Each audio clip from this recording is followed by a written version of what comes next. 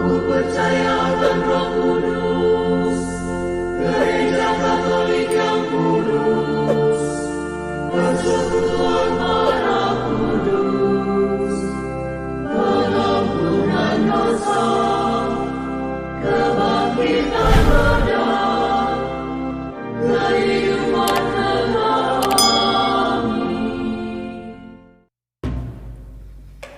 Shalom sahabat Katoliku keren, welcome to Vietnam, hore! Setelah kita menjelajahi kehidupan umat Katolik di negara Uzbekistan, kali ini kita akan menjelajahi negara yang disebut-sebut sebagai Lordesnya Asia, yaitu Vietnam. Seperti apa sih kehidupan umat Katolik di negara basis Katolik ketiga di Asia Tenggara ini setelah Filipina dan Indonesia? Langsung saja. 1. Sejarah.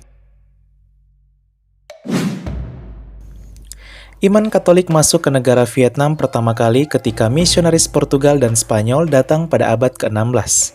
Misi paling awal tidak membawa hasil yang sangat mengesankan.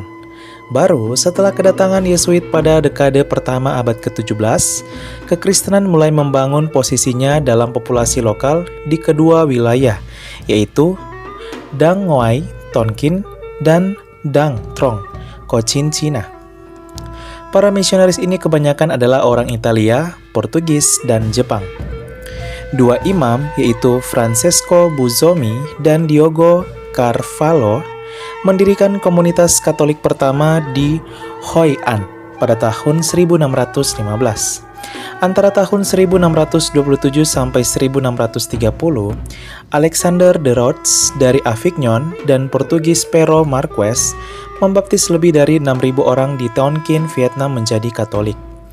Pada abad ke-17, misionaris Yesuit termasuk Francisco de Pina, Gaspar do Amaral, Antonio Barbosa, dan de Rhodes mengembangkan alfabet untuk bahasa Vietnam, menggunakan aksara Latin dengan tanda diakritik tambahan. Sistem penulisan ini terus digunakan sampai sekarang dan disebut Chu Quoc Ngu.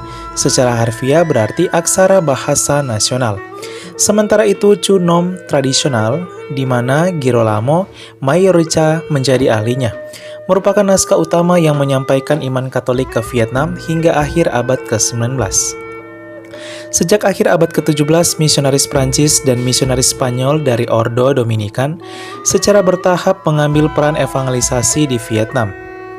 Misionaris lain yang aktif di Vietnam pramodern adalah para Fransiskan, Dikonsin Cina, Dominikan Italia, dan Agustinus. Imam misionaris Prancis dan Uskup Adra Pigneau de Behain memainkan peran kunci dalam sejarah Vietnam menjelang akhir abad ke-18. Dia datang ke Vietnam wilayah selatan untuk menginjil.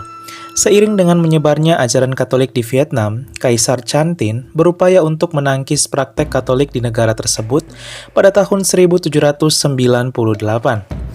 Tak lama setelah itu, Kaisar mengeluarkan sebuah maklumat anti-Katolik yang menyebabkan penganiayaan terjadi. Beberapa orang Katolik Vietnam mengungsi ke hutan hujan Lavang di Provinsi Quang Tri, Vietnam, dan beberapa orang menjadi terkena penyakit. Ketika bersembunyi di hutan, orang-orang tersebut berkumpul setiap malam di kaki pohon untuk berdoa rosario demi keselamatan. Suatu malam, sebuah penampakan mengejutkan mereka. Di cabang pohon, seorang wanita muncul menggunakan pakaian Ao Dai, yaitu pakaian tradisional Vietnam, dan menggendong seorang anak dengan dua malaikat di sampingnya. Orang-orang tersebut menganggap bahwa penglihatan tersebut sebagai Bunda Maria dan bayi Yesus Kristus. Mereka berkata bahwa Bunda Maria menyuruh mereka untuk memetik dedaunan dari pohon-pohon untuk mengobati orang-orang yang sakit. Legenda berkata bahwa istilah lavang berasal dari kata Vietnam yang artinya tak menangis. Para sarjana modern percaya bahwa kata tersebut berasal dari praktek penamaan tempat untuk sebuah genus dari sebuah pohon atau tanaman yang tumbuh di wilayah tersebut. La artinya daun dan fang artinya benih-benih herbal. Penampakan ini semakin menguatkan iman umat di Vietnam. Meskipun tidak ada pengesahan Vatikan secara resmi yang menyatakan bahwa peristiwa tersebut adalah penampakan Bunda Maria, namun pada tanggal 19 Juni 1998, Paus Yohanes Paulus II, pemimpin gereja Katolik saat itu, secara umum mengesahkan peristiwa penampakan Bunda Maria di Lavang, Vietnam, dan memerintahkan untuk membangun sebuah gereja, yaitu Gereja Basilika Lavang, di lokasi penampakan untuk memperingati peringatan ke-200 penampakan Bunda Maria di Lavang, Vietnam. Koeksistensi damai Katolik di samping sistem Konfusianisme klasik Vietnam tidak bertahan lama. Kaisar Vietnam kala itu adalah Giolang, merupakan penganut Konghucu. Karena putra mahkota Nguyen Phuc Chan telah meninggal pada tahun 1816, Nguyen Phuc Dam, putra dari istri kedua Gialong, diangkat sebagai gantinya menjadi kaisar penerus. Gialong memilihnya karena karakternya yang kuat dan keengganannya yang sangat konservatif terhadap orang Eropa.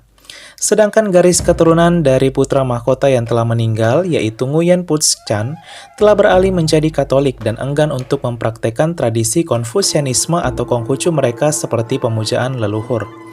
Dari tahun 1954 sampai 1975, Vietnam terpecah menjadi negara Vietnam Utara dan negara Vietnam Selatan. Selama periode 300 hari di mana perbatasan antara kedua belah pihak untuk sementara dibuka, banyak umat Katolik di negara Vietnam Utara melarikan diri ke negara Vietnam Selatan kala itu, karena takut mereka akan dianiaya oleh Viet Minh. Di negara di mana umat Buddha menjadi mayoritas, yaitu Vietnam Utara. Banyak perwira di Angkatan Darat Republik Vietnam kemudian beralih menjadi Katolik dan memperbaiki prospek mereka. Umat Katolik juga secara de facto dibebaskan dari kerja paksa yang diwajibkan pemerintah untuk dilakukan oleh semua warga negara. Bantuan Amerika Serikat didistribusikan secara tidak proporsional ke desa-desa mayoritas Katolik. Pada tahun 1959, dia mendedikasikan negaranya untuk perawan suci Maria. Uskup Vietnam pertama Jean Baptiste Nguyen Batong ditabiskan pada tahun 1933 di Basilika Santo Petrus oleh Paus Pius ke-11. Konferensi Wali Gereja Vietnam didirikan pada tahun 1980. Sebelumnya pada tahun 1976, Uskup Agung Joseph Marie Trim Nuc Quế diangkat sebagai Kardinal Vietnam pertama.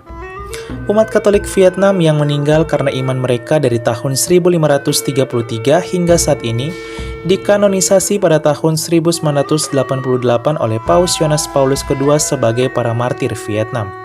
Darah para martir Vietnam menyuburkan iman Katolik di negara Vietnam sampai saat ini. Adapun, sebelumnya telah ada pertemuan kerjasama antara para pemimpin negara Vietnam dan negara Vatikan, termasuk kunjungan Perdana Menteri Vietnam Nguyen Tan Dung ke Vatikan untuk bertemu dengan Paus Benediktus ke-16 pada 25 Januari 2007. Delegasi resmi Vatikan telah melakukan perjalanan ke Vietnam hampir setiap tahun sejak tahun 1990 untuk pertemuan dengan otoritas pemerintah Vietnam dan untuk mengunjungi keuskupan-keuskupan Katolik yang ada di Vietnam. Pada Maret 2007, delegasi Vatikan mengunjungi Vietnam dan bertemu dengan pejabat lokal. Pada Oktober 2014, Paus Fransiskus bertemu dengan Perdana Menteri Vietnam yaitu Nguyen Tan Dung di Roma, Italia. Kedua belah pihak melanjutkan diskusi tentang kemungkinan membangun hubungan diplomatik yang normal, tetapi belum memberikan jadwal khusus untuk pertukaran duta besar. Paus Fransiskus bertemu kembali dengan pemimpin Vietnam Tran Dai Quang dan rekan-rekannya di Vatikan pada tahun 2016. Hubungan gereja dan negara di Vietnam semakin harmonis dan iman Katolik tumbuh dan berkembang di negara ateis terbesar di Asia Tenggara itu.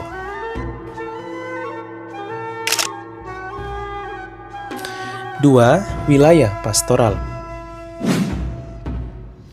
Menurut data statistik Gereja Katolik Vietnam tahun 2018, jumlah wilayah pastoral atau wilayah gerejawi di Vietnam yaitu 27 wilayah gerejawi, 100% merupakan ritus Roma dan tidak ada ritus Timur di sana.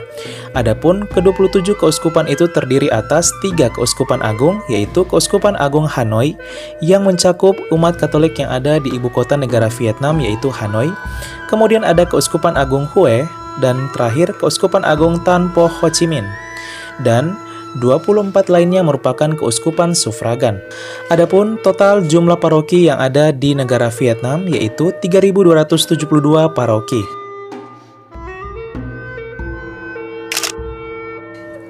3. Petugas pastoral. Statistik Gereja Katolik Vietnam tahun 2018 menunjukkan jumlah pastor mencapai 5.822 pastor, 7.382 frater, dan 23.074 suster. Vietnam juga terkenal sebagai negara penyumbang suster atau biarawati terbesar di Asia.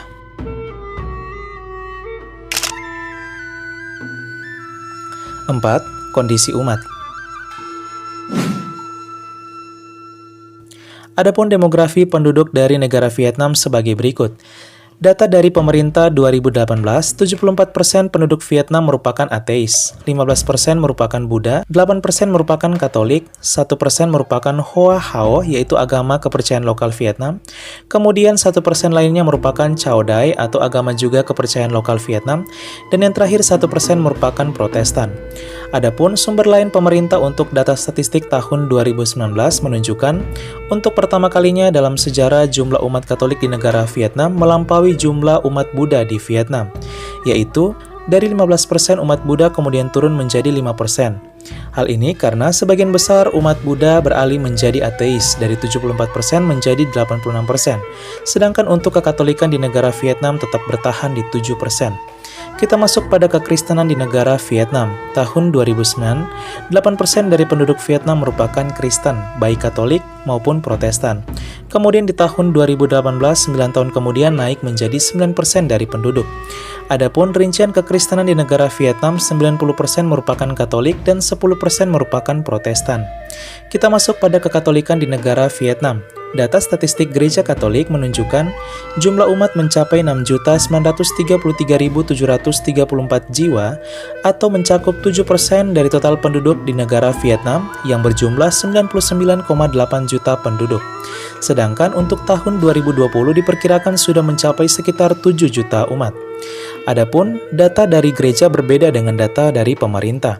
Data dari gereja menunjukkan 2018 7% dari penduduk. Namun data dari pemerintah 2018 menunjukkan 8% dari penduduk. Meningkat 2% dari tahun sebelumnya, 9 tahun yang lalu, yaitu hanya 6%.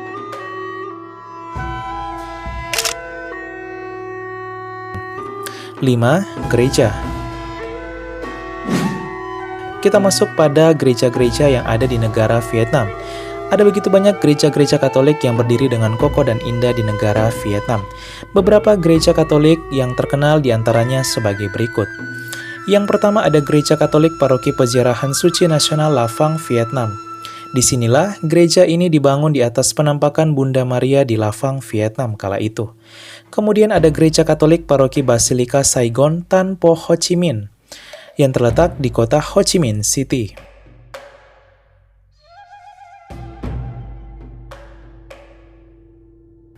Kemudian ada Gereja Katolik Paroki Basilika Xuan Truong. Kemudian ada Gereja Katolik Paroki Basilika Kien Ke, Hanoi. Inilah dia Gereja Katolik atau pusat dari Keuskupan Agung Hanoi, di mana keuskupan ini mencakup umat Katolik yang berada di ibu kota negara Vietnam yaitu Hanoi. Kemudian ada Gereja Katolik Paroki Katedral Hue. Dan yang terakhir Gereja Katolik Paroki Katedral Pat Diem.